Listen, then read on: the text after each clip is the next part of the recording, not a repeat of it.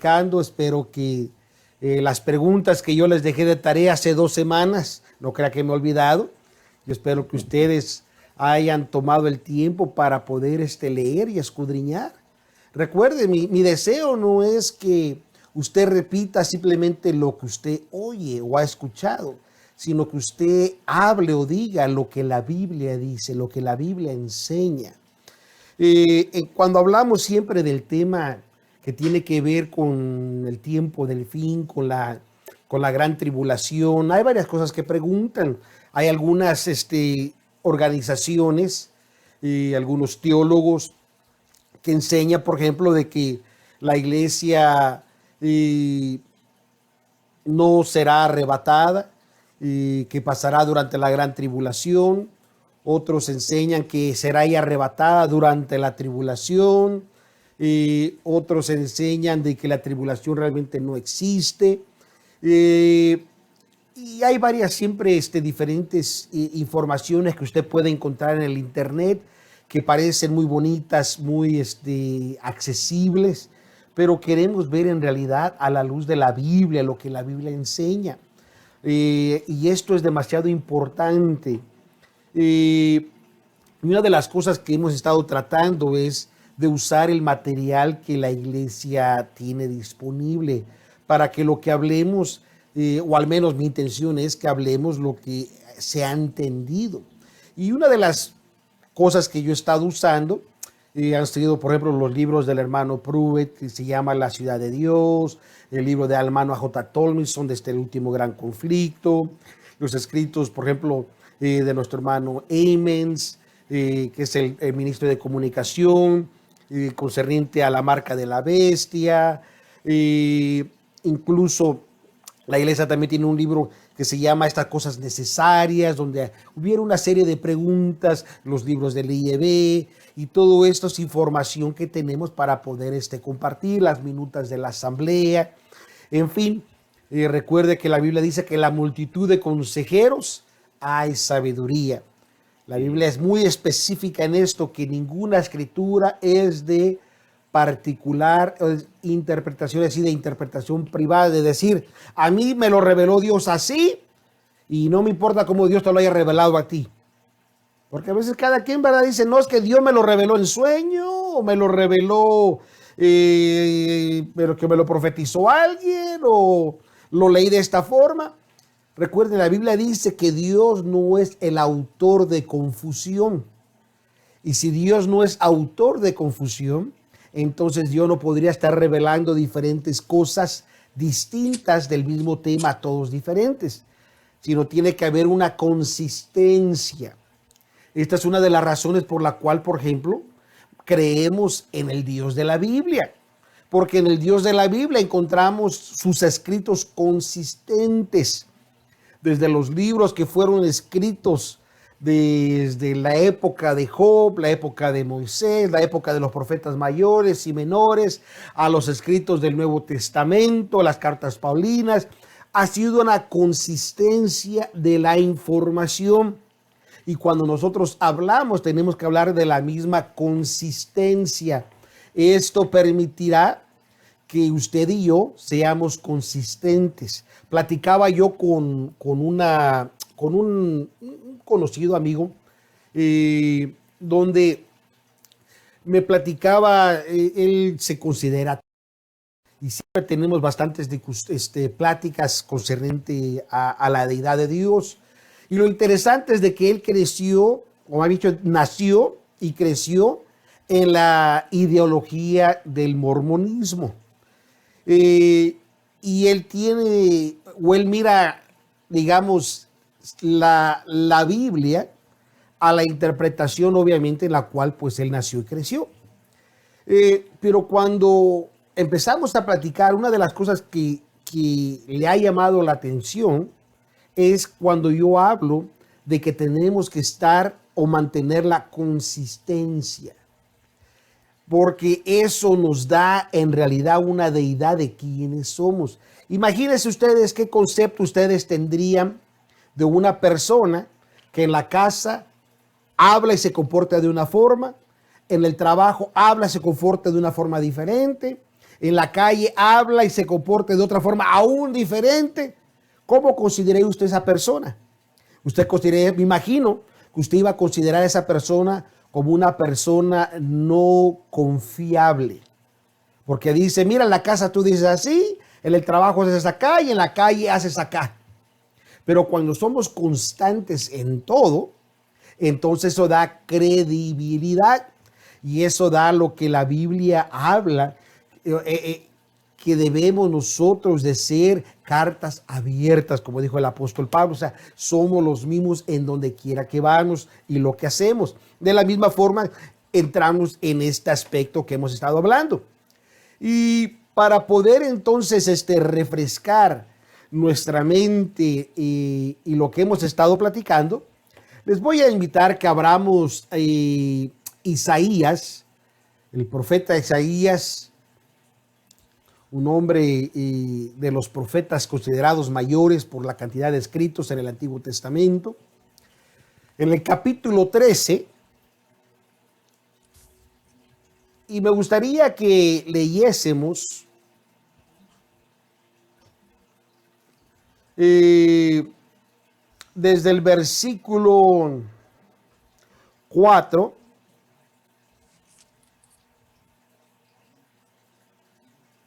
hasta el versículo,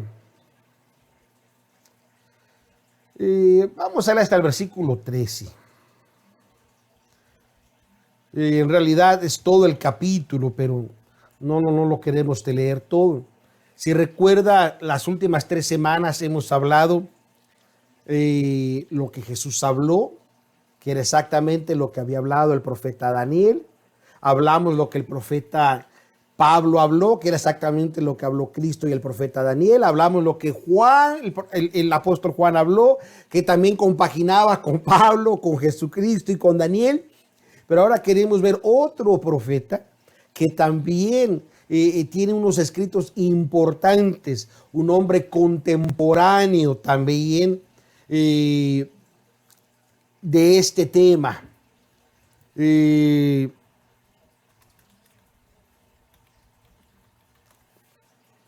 Cuando usted lo tenga, me gustaría que usted lo leyese o alguien lo leyese, porque es mi intención de que usted pueda escudriñar la escritura y usted diga la Biblia dice y no diga el hermano Noé dice. Isaías capítulo 13, verso del 4 hasta el verso 13. Murmullo de multitud en los montes, como de mucho pueblo, murmullo de ruido de reinos de entes reunida. Jehová de los ejércitos ordena las tropas de la batalla. Vienen de lejana tierra, de los postreros de los cielos. Jehová y los instrumentos de su furor, para destruir toda la tierra. Aullad, porque cerca está el día de Jehová, vendrá como asolamiento del Todopoderoso.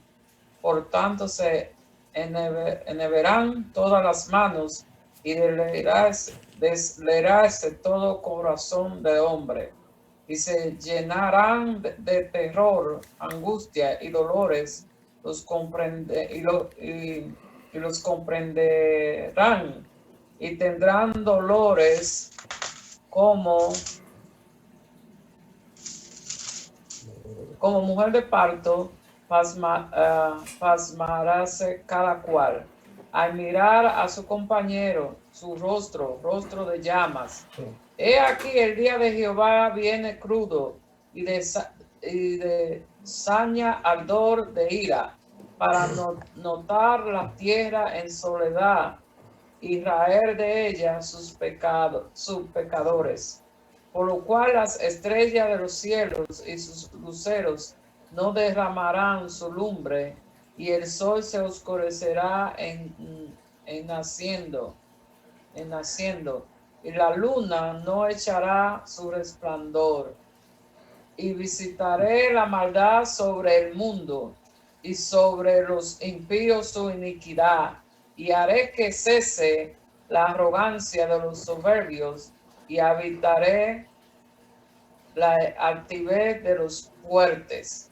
Haré más precioso que el oro fino al varón y más que el oro de Ofir al hombre, porque haré entremecer los cielos y la tierra se moverá del lugar en la indignación de Jehová de los ejércitos y en el día de la ira de su furor. Amén. Como podemos ver, este es uno de los relatos ahora de la inspiración del Espíritu Santo al profeta Isaías, hablando de los tiempos finales. Y cuando hablamos de los tiempos finales, estamos hablando lo que se conoce comúnmente como el día del Señor o el día de asolamiento, el día de la gran tribulación. Todas estas expresiones definitivamente son las mismas. Y dentro de esto mismo, habíamos hablado precisamente que había profecías que tenían de cierta forma como un doble cumplimiento, concerniente a la destrucción del templo, el cuerpo de Cristo, los anticristos, el anticristo que se viene, los comienzos de dolores, que hemos visto siempre rumores de guerra, pestilencia. Cuando la Biblia dice, esto no es el fin, esto es solamente principio. Comienzo de estos dolores como dolores de parto, esta abominación desoladora, en fin. Pero también me gustaría, o más bien dicho, tratar de dar un panorama un poquito más amplio, en que hay profecías que van de la mano una con la otra, para que entonces pueda presentarse en realidad el anticristo. Sabemos que también tiene que haber ciertos cumplimientos que pudimos leer en 2 Tesalonicenses capítulo 2, concerniente, versos 4, 5 y 6, concerniente a la apostasía, concerniente a otros tiempos. Y algunas veces aplica al pueblo de Israel, como también a la iglesia. Y para poder dar un pequeño panorama, voy a tratar de ser rápido para que usted no se me aburra, no se me duerma, se mantenga despierto. Pero si tiene una pregunta, quiere hacer un comentario, solo levante su mano, déjeme verlo para darle la palabra. Y esto nos va a ayudar a que tengamos un mejor diálogo. Hoy en día, por ejemplo, podemos ver a Israel el moderno. Y el Israel moderno, obviamente, es una nación donde hay diversidad también de cultura, diversidad de nacionalidad, digamos, de razas dentro de Israel. Podemos ver la Jerusalén moderna. Y Jerusalén moderna, al menos en lo que respecta a esta discusión, en su existencia y papel desde la apostasía de la iglesia primitiva, que culminó en el concilio de Nicea en el año 325 después de Cristo, es como tenemos entendido, es la apostasía. Hasta el presente, esa fecha marca el momento en que, bajo la persuasión de Constantino, el emperador de Roma, la iglesia aceptó un concilio de obispos para determinar la doctrina y el gobierno de la iglesia en lugar de la palabra de Dios interpretada por la asamblea. Si recordamos, cuando había discusión y se necesitaba realmente llegar a un acuerdo, podemos ver el registro de Hechos capítulo 15, la iglesia se reunía en asamblea para discutir lo que era doctrina, lo que aplicaba al gentil, lo que no aplicaba, y en fin. Pero en el año 325, en este concilio de Nicea, en esta unificación de la iglesia con el Estado, pues esto, en vez de que la palabra ahora fuera interpretada por la asamblea, ahora era el concilio, digamos de esta forma, el concilio de Constantino, que fue el más eclesiástico que teocrático, porque era más a lo que ellos pensaban o interpretaban que a lo que Dios ya había revelado. Y recuerde que esta acción constituyó un rechazo oficial a la teocracia. Por lo tanto, en ese tiempo la iglesia, entendemos, la iglesia divina dejó de existir visiblemente, aunque estaba preservada en la mente de Dios y en las Sagradas Escrituras, y estaba destinada a resucitar en los últimos días para terminar la obra que Dios le encomendó por medio de Cristo. Esto se conoce como el periodo de la Edad Oscura. Y este periodo bastante vago, dependiendo de la referencia utilizada para marcar su comienzo y su final, históricamente es el periodo de la historia religiosa que comienza en algún momento durante el tercer siglo después de Cristo y termina en algún momento durante el siglo XVI, cuando ocurrió lo que se conoce como la Reforma Protestante. La iglesia es más específica en su definición del periodo de la Edad Oscura, porque se trata de la teocracia, es decir, el gobierno de Dios y la autoridad de la iglesia. En esta referencia, la edad del oscurantismo comenzó en el año 325, cuando la iglesia primitiva culminó por aceptar una forma eclesiástica de gobierno sugerida precisamente por Constantino, y de esta forma pues hay un rechazo de la teocracia directa de Dios. Y esto lo entendemos, la iglesia lo entiende y lo interpreta, que esto terminó en el 13 de junio de 1903, cuando la iglesia nuevamente comenzó a funcionar como un cuerpo organizado bajo la teocracia. Esto es muy importante que usted lo vaya entendiendo y absorbiendo. Isaías capítulo 60, verso del 1 al 8, usted puede leer concerniente a esto. En lo que se refiere a la ciudad misma, es decir, Jerusalén, Jerusalén fue destruida y los judíos fueron esparcidos entre las naciones del mundo antes de nuestra era, obviamente mucho antes de la Edad Media, mucho antes del año 325 de ese concilio. Fue completamente destruida e incluso el templo fue destruido, y esto ocurrió en el año 70 después de Cristo por el ejército romano bajo el mando de Tito, el líder militar que dirigió la operación destructiva. Este es un hecho de la historia y solo lo estamos mencionando aquí porque los detalles nos van a permitir discutir un poquito más. Y esta destrucción por Tito realmente fue un cumplimiento de la profecía de Jesús, que Jesús profetizó en Lucas capítulo 19, verso 41 al 44. Estoy tratando de dar un panorama para que podamos entender un poquito. Jerusalén estuvo bajo el control de las naciones gentiles desde el año 605 antes de Cristo, porque fue cuando fue la invasión precisamente que llegaron los babilónicos, los medio persas, los asirios, en fin.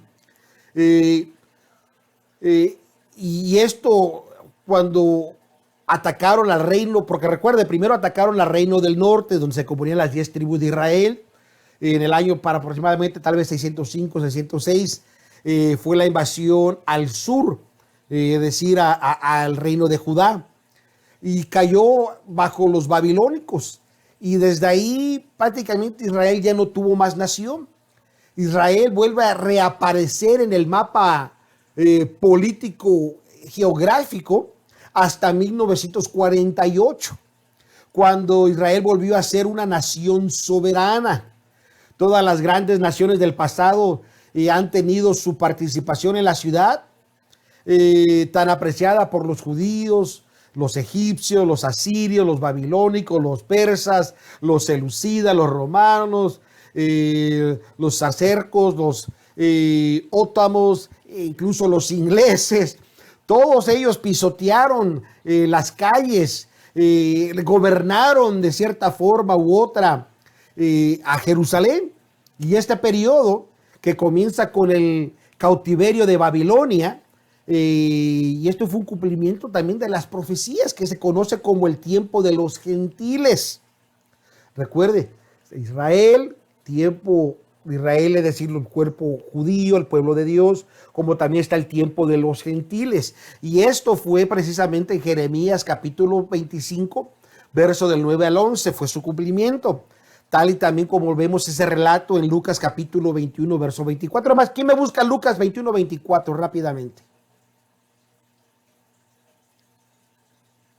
Porque queremos saber lo que Jesús profetizó.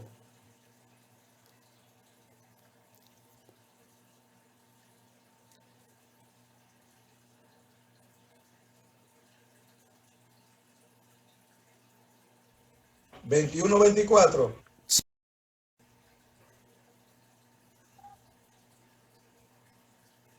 Y dice, y caerán a filo a espada, y serán llevados cautivos toda la nación de Jerusalén, y serán hollados por los gentiles hasta que los tiempos de la gente se cumplidos.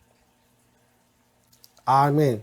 En otras palabras dice, y caerán al filo de espada y serán llevados cautivos a todas las naciones. Es decir, que lo anterior parece indicar una dispersación y cautiverio del pueblo judío después del tiempo de Jesús en la tierra. Y Jerusalén, dice, será hollada por los gentiles hasta que se cumpla el tiempo de los gentiles. Y los tiempos de los gentiles no se cumplieron con la reforma de la nación de Israel en 1948, dado que la iglesia está compuesta esencialmente por gentiles. Hoy en día, si usted encuentra, la iglesia está compuesta por gentiles, es decir, gente que no es nativa judía de Israel. Y son comparativamente pocos judíos conversos que se han convertido al cristianismo, y parece factible que este cumplimiento de los que se encuentra con Cristo tendrá algo que también podemos relacionarlo con Romanos capítulo 14, versículo 10. ¿Qué dice Romanos 14, 10? Bueno, vamos a ver. Pastor Jorge, Romanos 14, 10.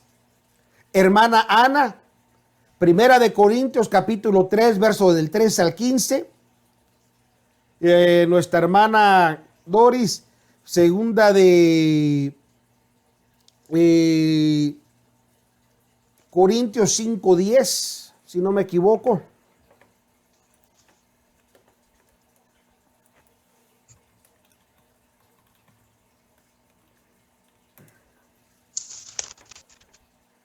Amén. Romanos 14:10. Amén.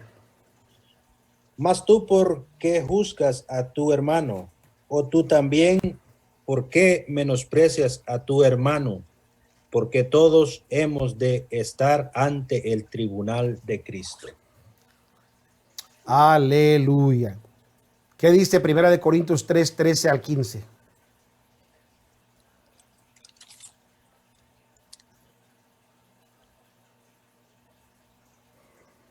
Del 3. Capítulo 3, 13 al verso 15. 13 al 15.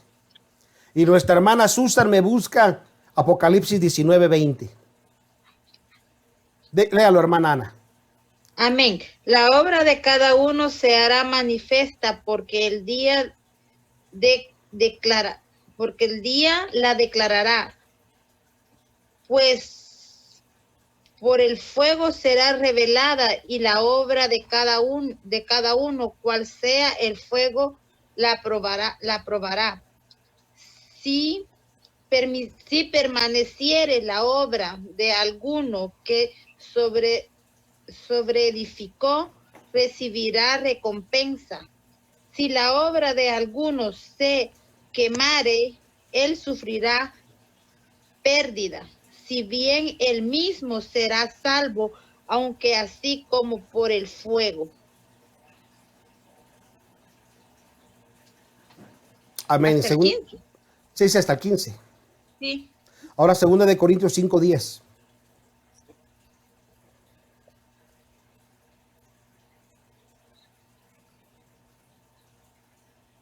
Hermana Susan.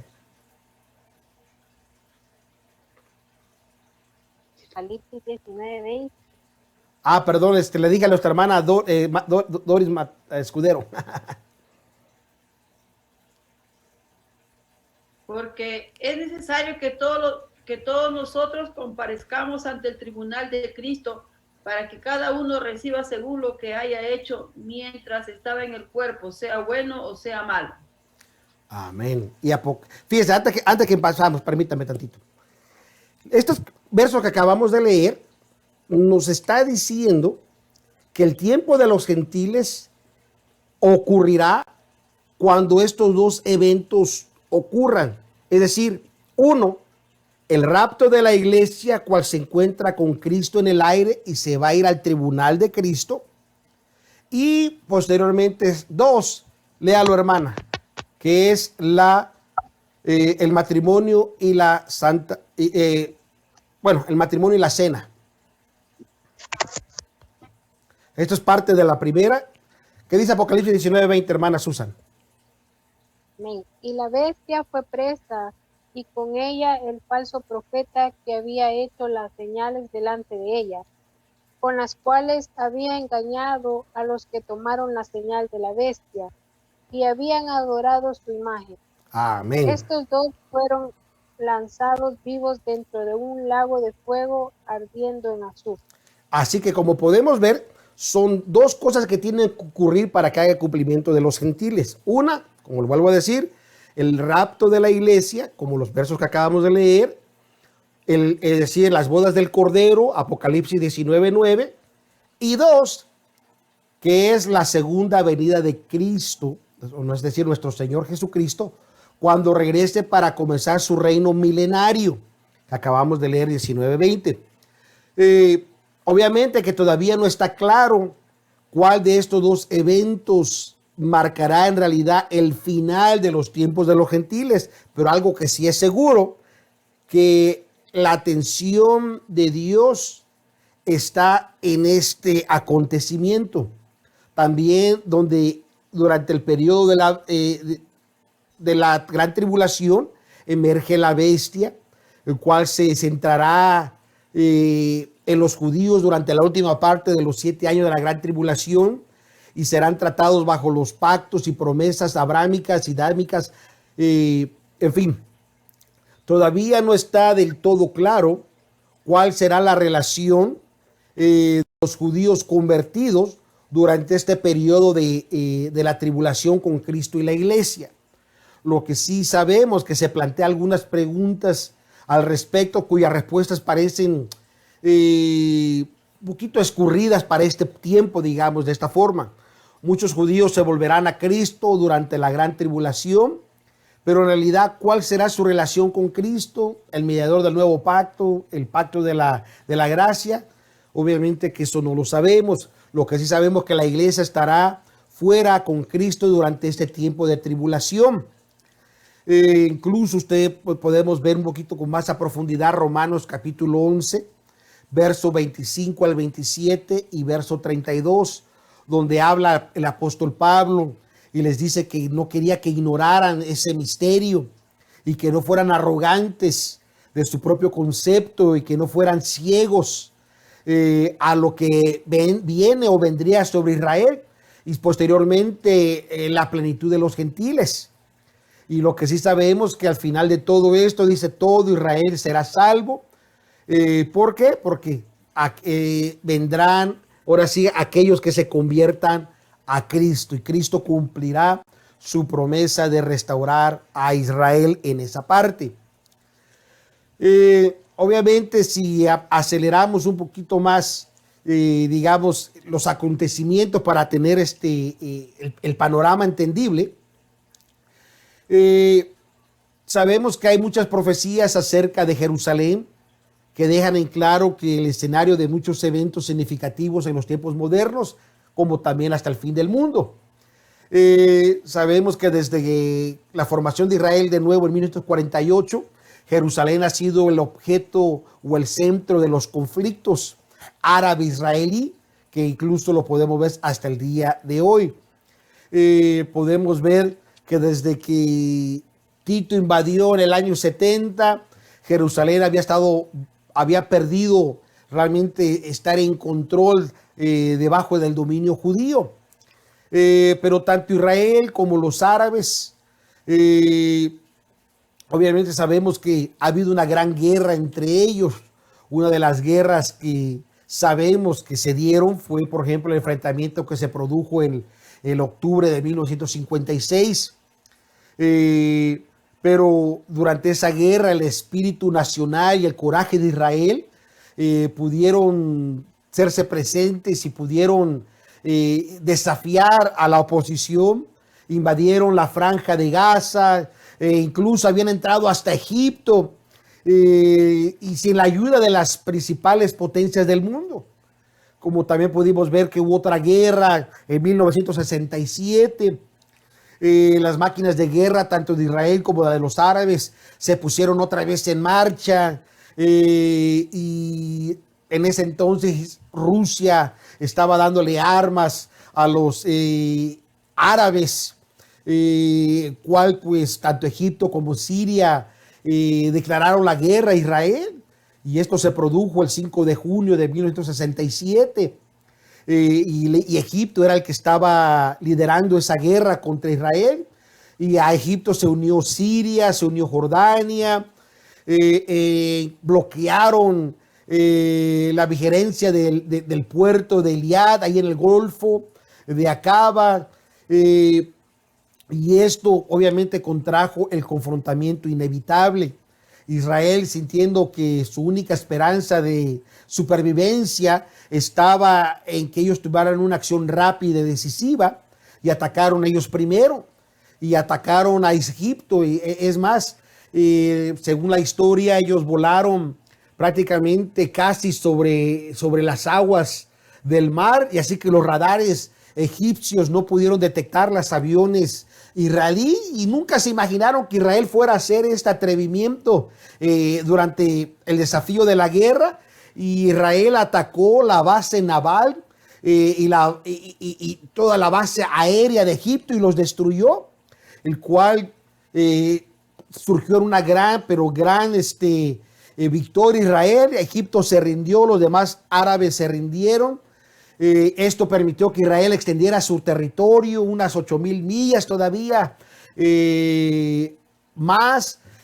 Algunos creen que duplicó su población. Así que sabemos que todo esto ha sido una constante guerra. Otra guerra que se dio en Israel fue en 1973. Y una vez más, eso fue el 6 de octubre de 1973 y comenzó la guerra. En esta ocasión Israel no quiso atacar primero para no parecer que era el agresor, pero por no haber atacado primero, sufrió realmente bastante daño durante esa guerra. En fin, así que como podemos ver, todo esto ha sido simplemente un centro de numerosas confrontaciones, pero todo esto también ha sido profetizado, y esto lo podemos ver incluso en Amós capítulo 9, verso 14 y verso 15. ¿Quién me ayuda a leer?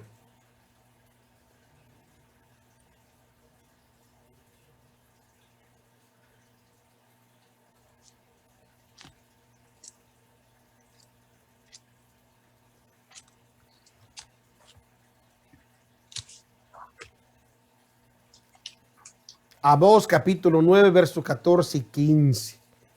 Porque esta es una promesa que Dios tiene para Israel. Y es por eso que estamos hablando de esto, porque queremos entrar en el tema más preciso, que es el tiempo que se avecina. Léalo, quien lo tenga. Y tornaré el cautiverio de mi pueblo Israel, y edificarán ellos las ciudades asoladas, y las habitarán, y plantarán viñas, y beberán el vino de ellas, y harán huertos, y comerán el fruto de ellos, pues los plantaré sobre su tierra, y nunca más serán arrancados de su tierra que yo les di, ha dicho Jehová Dios tuyo. Gloria sea al Señor. Así que sabemos algo cierto, que Dios tiene un pacto perfecto y eterno con Israel, y ninguna nación o pueblo jamás la borrará de la faz de la tierra. Así que eso es prácticamente lo que concierne a Israel literal. Sabemos que Israel o Jerusalén es la naturaleza de un periodo donde la gran tribulación se va a concentrar en Jerusalén. En Mateo 24, 21 dice que entonces habrá gran tribulación, cual no ha habido desde el principio del mundo hasta ahora, ni lo habrá. Quiere decir que vendrá algo tan desastroso, tan inimaginable. Y esto solamente ocurrirá durante el tiempo de la gran tribulación. Y estas fueron las palabras de Jesucristo, donde Él habla que de un tiempo de pronto vendrá sobre la tierra y de todas las pruebas, tribulaciones, dolores, angustias, dolores de la humanidad a lo largo de la historia sobre la tierra. Se descubrirá algo, un horrorento acontecimiento que va a ocurrir durante ese tiempo. Y parece que en tiempos de problemas y de angustias vendrán sobre lo que la Biblia menciona como dolores de parto. Y este mundo experimentará un periodo tan imaginable durante el tiempo de la gran tribulación, donde Jesús dijo que habrá algunas cosas que marcarían el principio, dice, de dolores. Así que esos engañadores, guerras y rumores de guerra, confrontaciones, hambres, pestilencias, enfermedades, terremotos en diferentes lugares. Lucas incluso añade a esto espectáculo, dice, y hará llorosos y grandes señales habrá en el cielo, señales en el sol, en la luna, en las estrellas, sobre toda la tierra, una gran angustia sobre toda la humanidad. Y habrá incluso perplejidad en el mar y el bramido de las olas, desfalleciendo los hombres con temor y con espera de querer morir, y no van a encontrar la muerte. Y aún el hombre no se va a arrepentir, sino al contrario, culpará a Dios de lo que está pasando. Esto es algo muy interesante, que uno de los pecados más graves que el hombre tiene es la soberbia. El realmente el no rendirse y entregarse a Cristo, el realmente el rechazar el mensaje de salvación. No se puede anticipar el momento y la forma exacta cuando estas cosas van a ocurrir, pero algo que podremos o se podrá reconocer que esto va a suceder, y algo que podemos ver que a través de los años muchas de estas cosas sin duda se han ido tomando forma, han ido tomando cierto desarrollo. Pero hay noticias para usted y para mí, obviamente, que sabemos que la iglesia no vamos a pasar por la gran tribulación. Hay cosas que van a pasar tan horribles en la tierra, pero Pablo le habló e instruyó a los santos de Tesalónica, ¿verdad? Que estuviesen alertas, según Tesalonicenses 2:3. Él menciona que de este evento estaremos con Cristo. Los otros eventos que van a ocurrir es una reunión de todos los verdaderos salvos en un solo cuerpo, incluso como lo profetizó Isaías 2:2 y 3, como está en Juan capítulo 11, verso 47 al 52. Como lo dijo el apóstol Pablo en Efesios capítulo 1, verso 10, como lo dijo Jesucristo en Juan 10, 16. Pero todos estos serán perfeccionados según el plan y la norma de Dios a través del ministerio. Gócese por los que trabajamos en el ministerio, que hay un plan divino de Dios en la perfección de los santos. Y es por eso que yo quiero animarles a todos ustedes. Involucrémonos en la iglesia. Mire, todos tenemos demasiadas ocupaciones, todos tenemos deudas que pagar, todos tenemos necesidades que cumplir, pero ninguna de esas realmente puede tomar la prioridad en que usted le sirva a Cristo con todo su corazón y con toda su alma. Démosle prioridad a las cosas de Dios, démosle prioridad a Dios mismo. Bendito sea el Señor. Es real lo que vendrá sobre este mundo. Y la Biblia dice que incluso habrá algunos de los escogidos que van a ser engañados. ¿Y por qué van a ser engañados? Porque no podrán discernir, porque están demasiado ocupados en las cosas terrenales, que lamentablemente descuidamos las cosas espirituales. Y así que esto es demasiado importante, que entremos y abracemos esto. El rapto de la iglesia es algo que usted y yo debemos de anhelar. Mire, hemos hablado mucho concerniente a la venida de Cristo y sabemos que habrá señales, que cuando eso ocurra, dijo el Señor Jesucristo, aprender de la higuera, que cuando su hoja cae, sabed que que el otoño, el invierno está cerca. También en Hechos capítulo 1, Cristo habla y le dice que debemos de, a nosotros no nos toca saber los tiempos y las sazones, es decir, Dios tiene el control de los tiempos, pero hay algo más todavía tremendo, es que usted y yo debemos de preocuparnos de la tribulación, debemos de preocuparnos del momento que Cristo venga por nosotros. Cuando nosotros estamos seguros en Él, que estamos trabajando para Él, que le estamos dándole todo a Él, hermano, usted tiene que estar tranquilo que cuando Cristo venga, usted estará con Él. En estos tiempos de Dios y cuando la iglesia esté lista, ella va a ser arrebatada, según 1 Tesalonicenses capítulo 4, verso 16 y verso 17. Cristo volverá en las nubes, como cuando ascendió al cielo a través de las nubes, mientras los discípulos le veían, Hechos capítulo 1, el verso 9 y 10. El Espíritu Santo habrá completado su obra con la iglesia y la va a acompañar cuando ella surja a ir a la cabeza, decir a Cristo, para estar para siempre con el Señor. Este es el papel del Espíritu Santo, aleluya, que Él culminará en la tierra. Sin embargo, sabemos evidentemente que Él estará trabajando también con los judíos durante el periodo de la gran tribulación, porque hay 144,000 sellados, que la Biblia nos dice en Apocalipsis capítulo 7, 12,000 de cada tribu. Y así que estamos compartiendo eso para dar este panorama amplio, para que usted pueda poder estar al tanto de lo que estamos hablando.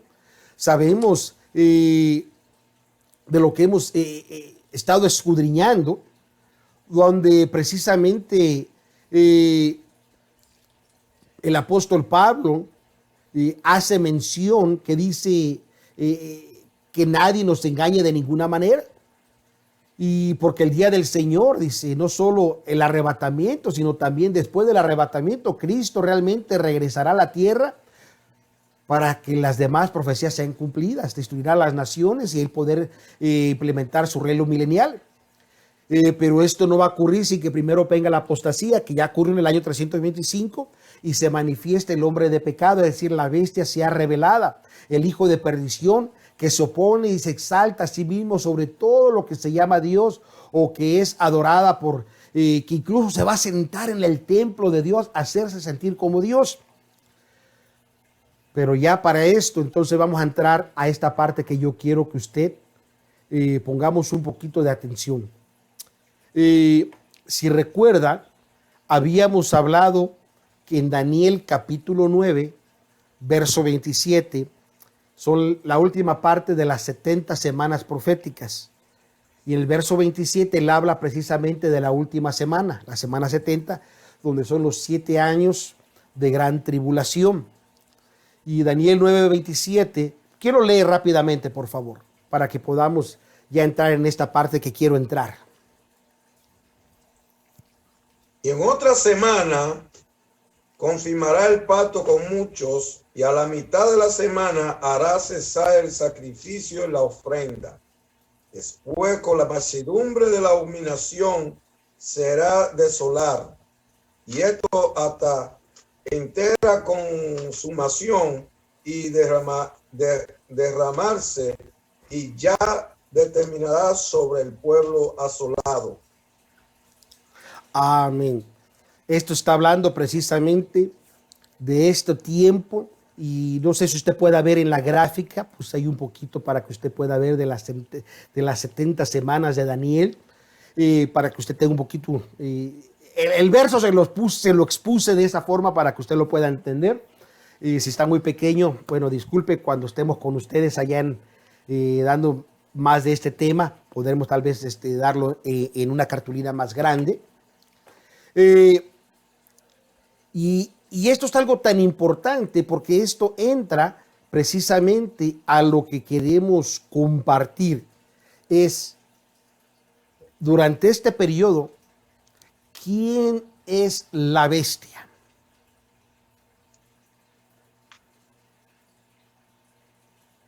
La bestia tiene varios nombres y vamos a ver algunos de los nombres escritos en la Biblia.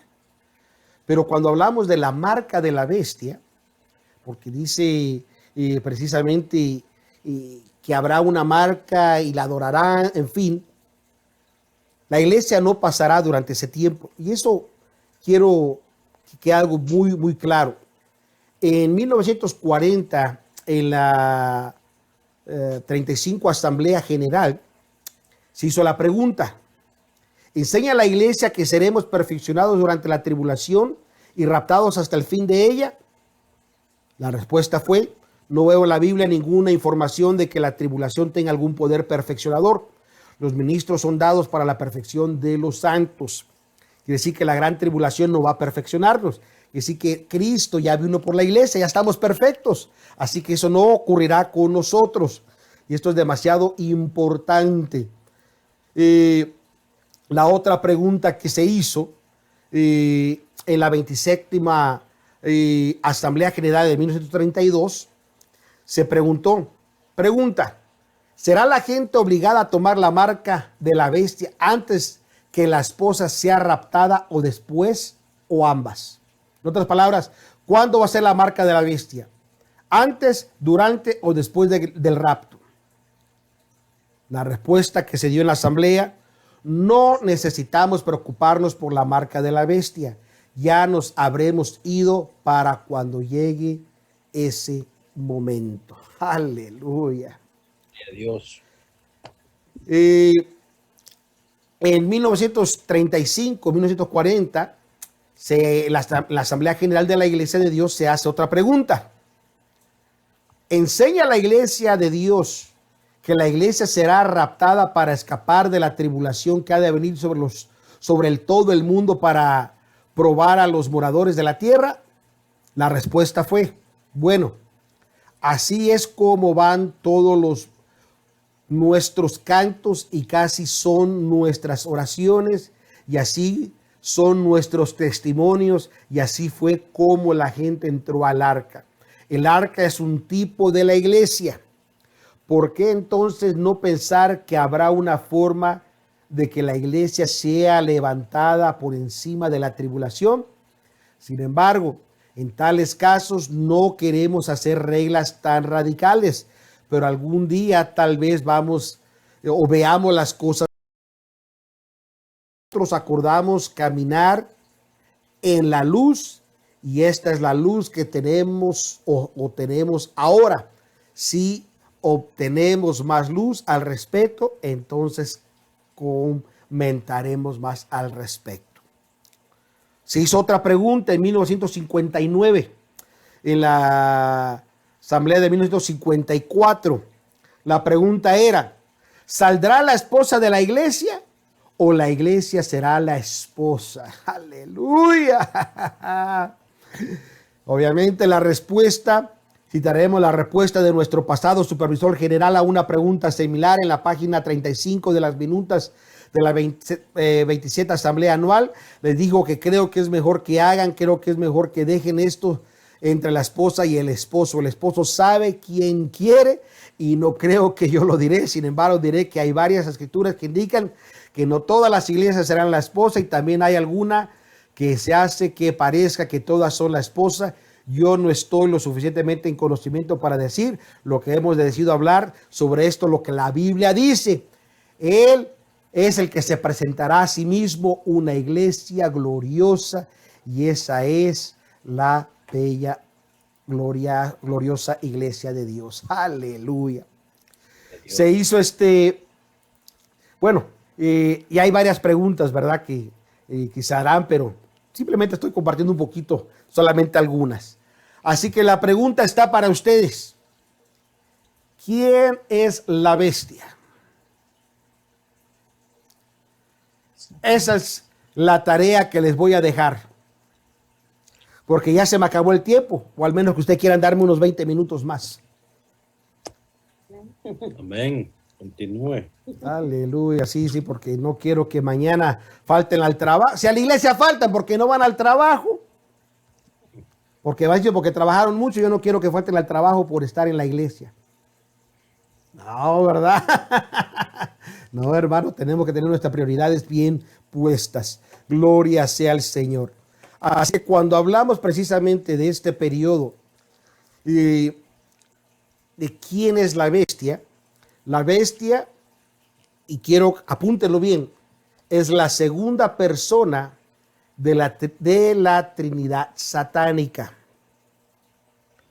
Las personas de la Trinidad divina, es decir, la Santísima Trinidad, es Dios Padre, Dios Hijo y Dios Espíritu Santo. Un solo Dios manifestado en tres personas.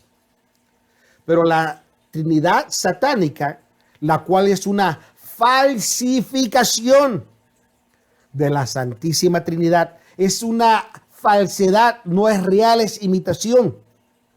Esa imitación o esta falsedad la compone precisamente Satanás, el anticristo y el falso profeta.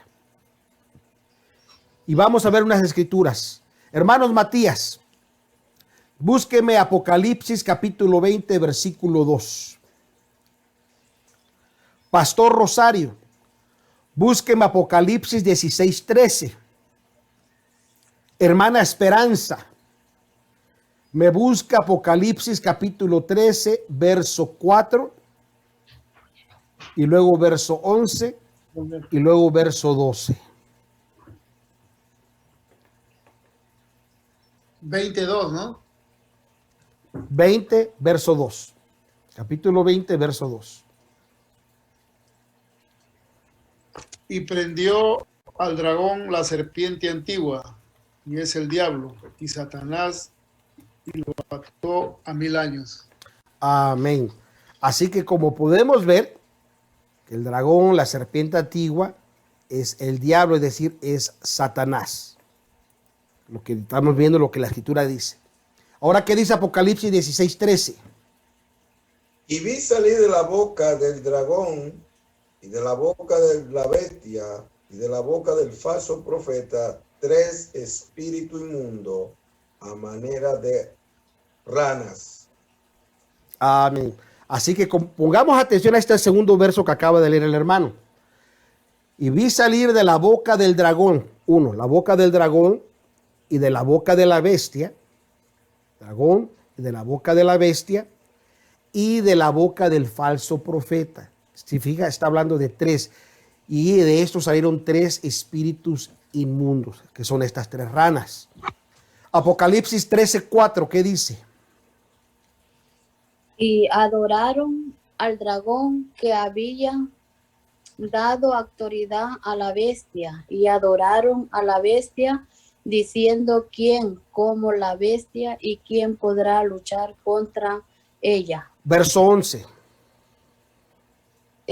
Después vi otra bestia que subió de la tierra y tenía 2 cuernos semejante a los de un cordero, pero hablaba como dragón. Ejerce toda la autoridad de la primera bestia en presencia de ella, hace que la tierra y los moradores de ella adoren a la primera bestia, cuya herida mortal fue sanada. Amén. Así que como podemos ver, aquí hay una imitación, una falsedad de la divinidad de la Trinidad.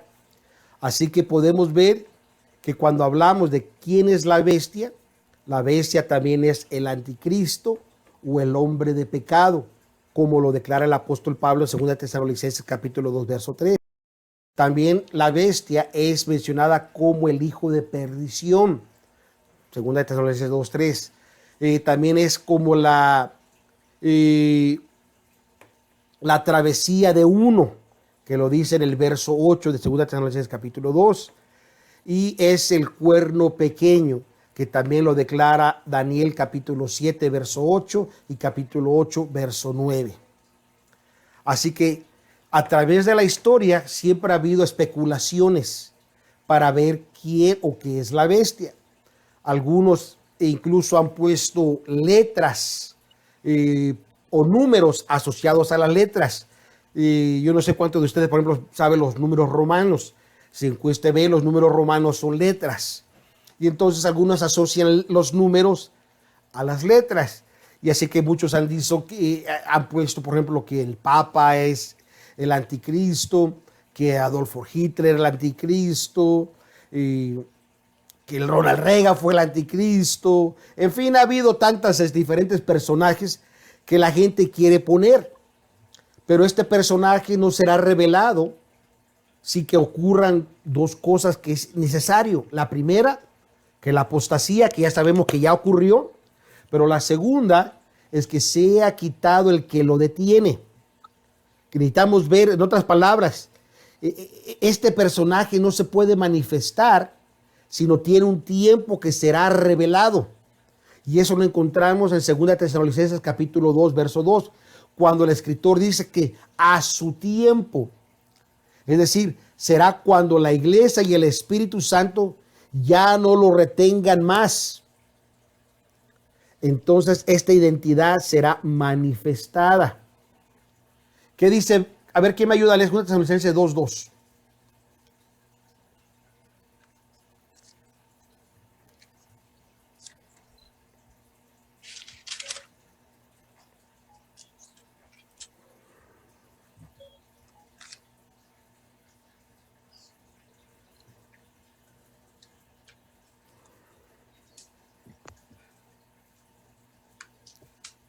Segunda de Tesalonicenses 2:2. Si no lo tienen, lo voy a leer yo. Léalo.